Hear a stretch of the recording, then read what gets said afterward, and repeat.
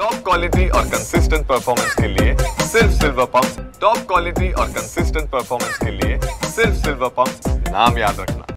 विदर्भाच्या काही जिल्ह्यांमध्ये काल अवकाळी पावसाने वादळी वाऱ्यासह हजेरी लावली आणि अनेक ठिकाणी नुकसान सुद्धा झाल्याचं पाहायला मिळालं। मात्र आज सकाळपासून जर वातावरण बघितलं तर उन्हाचा तडाखा जो आहे तो सकाळपासून आता आज पाहायला मिळतो आहे। मात्र एकंदर हवामान विभागाने विदर्भाच्या काही जिल्ह्यांमध्ये अवकाळी पाऊस आणि वादळी वाऱ्या येणार असल्याचा अंदाज जो आहे तो व्यक्त केलेला आहे। महत्त्वाचं म्हणजे आज जर सकाळचं वातावरण आपण बघितलं तर आकाश निरभ्र असल्याचं चित्र पाहायला मिळते आहे। उन्हाचा कडाका वाढलेला आहे, सोबतच उकाळा जो आहे तो उकाळा नागपूरकरांना मोठ्या प्रमाणामध्ये हैराण करतानाचं चित्र आपल्याला पाहायला मिळते।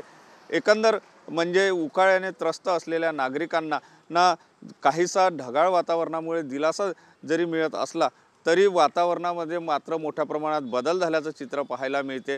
दुपारपर्यंत कडाक्याची ऊन असते आणि दुपारनंतर मात्र ढगाळ वातावरण तयार होऊन अवकाळी पाऊस काही ठिकाणी बरसताना पाहायला मिळते। त्यामुळे वातावरणातील हा बदल मेच्या महिन्यामध्ये जो पाहायला मिळतो, जेव्हा की मेचा महिना म्हणजे नागपूरकरांसाठी विदर्भवासियांसाठी गरमीचा महिना असतो। कॅमेरामन साईसह सुनील ढगे, TV9 मराठी, नागपूर।